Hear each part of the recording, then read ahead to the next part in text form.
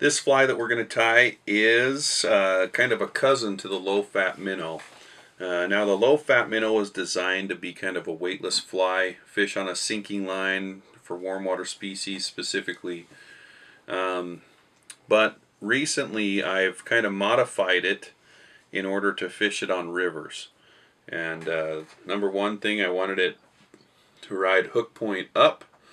In addition to that, I wanted the head to be slender, so it needed to be weighted, hook point up, but I didn't want it to have barbell eyes, so I kind of had to do some engineering.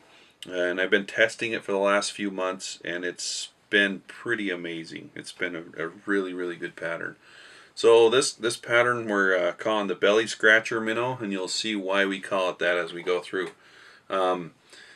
It's another one of those bugs, kind of like the low fat minnow, that's actually a pretty simple tie. It's not got a lot to it, but the finished product is pretty insane.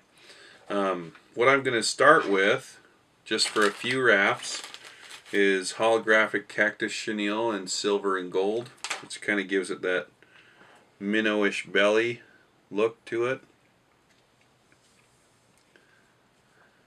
So I'm only going to wrap that forward, a couple wraps, and this doesn't have to be super neat and tidy at this point.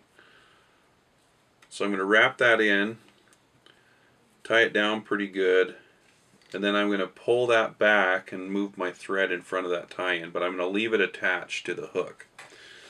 At this point, I'm going to take some articulation wire, just some nylon or plastic coated stainless steel wire, and I'm going to tie that in on top of the hook shank.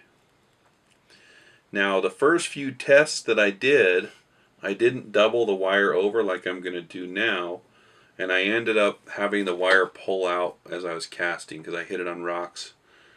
So I'm going to go about like this, double the wire over, and tie it down, and really get in there and tie it down tight. In addition to a lot of thread wraps, you're going to want to put some super glue on it. So Curtis and I have really been using this real simple super glue. It's from Hobby Lobby, but it's a thin super glue, and a tiny little bit just seeps in, and I mean this has probably been one of my favorite adhesives as of late. So I'm just going to kind of barely touch some of that on there, and there you go. It's already soaked all the way in. It'll take a little bit to dry. I'm going to advance my thread now to about right here and continue wrapping my chenille. Now I've seen flies out there that do have beads on the belly part of a minnow like this, but the ones that I've seen are done with a mono loop, and the beads are kind of loose and it allows them to rattle. That's pretty cool and everything, but on this fly I'm doing it solely for the weight. So what I'm going to do, and the other cool thing is, because the way the fly is engineered, if you want a lighter weight fly, you just put fewer beads on the belly. If you want it really heavy, you just add more. Where I fish, it's a little bit faster current, so I'm going to put 3 tungsten beads on it. So what I've got are 3.8 millimeter tungsten beads, and I'm going to put those on so that the thick cavity on the back of the bead goes onto the wire first. That way when I pull it forward, the smaller hole is facing forward. It doesn't really matter, you can put them on any way you want. So I have 3 beads on, just like that. Now I'm going to pull that over to my tie-off point, and again I'm going to take my articulation wire and pull that over and tie it down, and then trim it off. So that's the body of the fly. Pretty simple so far. Again, tag it with a little bit of super glue. You really have to be careful with this stuff as well, because if you use too much, it will saturate all the way down your thread, down into your spool. And if it drips off and hits your thread spool, you might as well just throw it away, because it's going to lock it all up. Alright, now on the low fat minnow, most of the flowy fibers on it are marabou, but on this one I'm going to use rabbit. Okay, so I've got just some chinchilla rabbit strips, and this is a regular zonker strip. Most of the stuff I've been using on the video, or on our videos, have been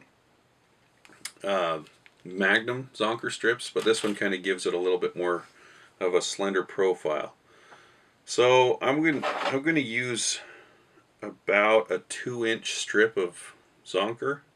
Trim the leather to a point like this. Doesn't necessarily matter if you do or not. And then I'm going to measure, again, this is going to go like this, right on top of the fly like this. And so I'm going to measure where the hook is going to go through, kind of like the Sculpito. If you've watched our Sculpito video, it's the same technique.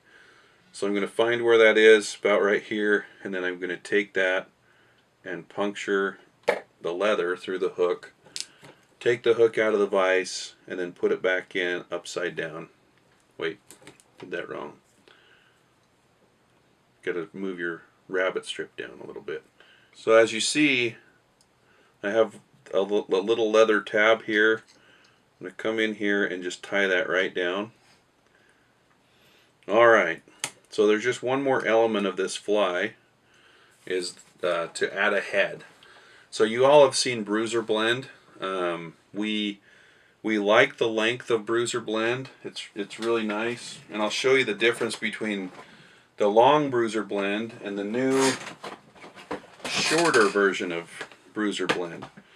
So I'm going to use Alpha Wolf color for the top of this fly. So this is the regular Bruiser Blend, roughly 2 inches, 2.5 inches. So pretty long fiber stuff. We blended some up that's much shorter, and so the shorter Bruiser Blend makes it so that you can tie heads that are in proportion with a smaller fly like this. So the top of this fly is going to be Alpha Wolf, and the bottom is going to be the cream color. So I'm going to take some of the dubbing out, preen it a bit,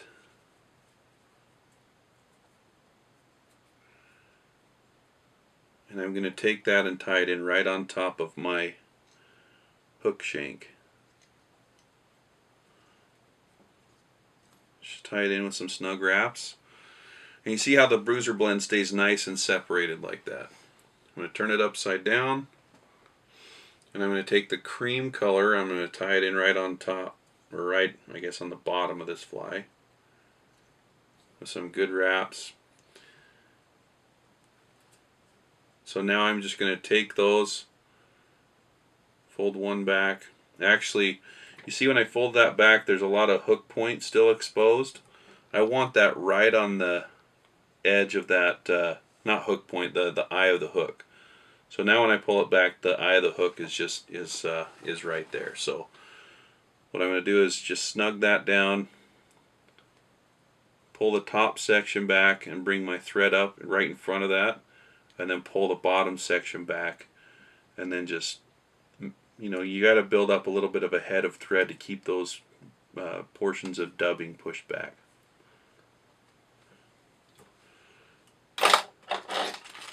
So once I have those pushed back, I'm going to whip finish.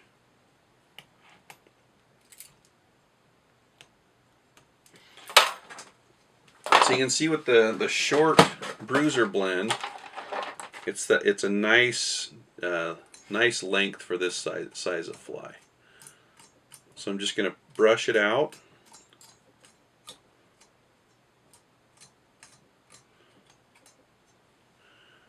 I take my fingers and preen it back.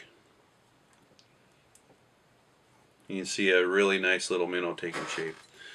Okay, now this is another difference. With the low fat minnow, it's got an epoxy head, or a UV resin head. And this one is actually just going to have some Montana Flies fish eyes. And I'm going to stick them on there, but you can't just stick them on and hope that they'll stay on the fly. I've seen a lot of people use super glue before, and super glue dries really rigid, and the eyes tend to break off. And so a long time ago I was watching Charlie Craven's tutorial on his dirty hippie fly, and he uses tear mender. So I asked Charlie, I said, how long does it take before your eyes start popping off your dirty hippie? And he said, oh, they don't. And so, I started using tear mender, and it actually is a really good way to keep the eyes on your fly. I mean, it dries. It's a pretty unique adhesive. It's really runny at first, but when it dries, it stays a little bit flexible. All right, so what I'm going to do is I'm going to tilt my fly up on its side like this, and I'm going to take just a little bit of this tear mender, just kind of dab it. A little bit of this stuff goes a long way.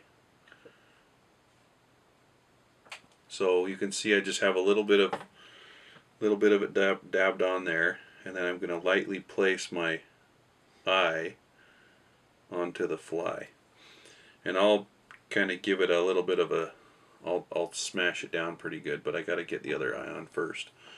Do the same thing on the other side.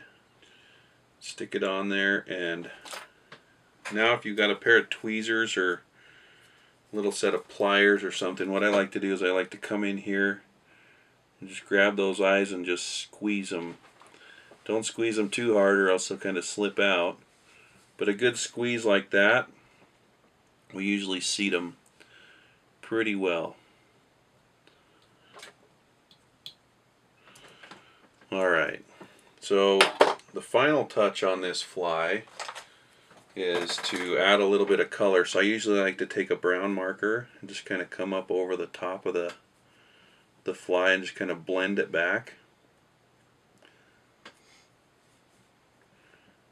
You can see how that blends nice in with that alpha wolf. And then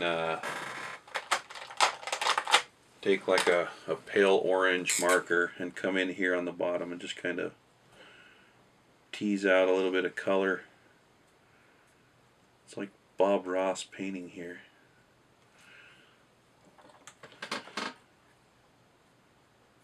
So anyway, that's it. That's the Belly Scratcher Minnow. And where this really shines is once you get it wet and you start fishing it. It'll slither over the rocks. You can do it in a bunch of different colorations, but this particular one got me a really nice fish last weekend. So anyway, give it a try, fish it, let us know what you think, and don't forget to subscribe to our channel.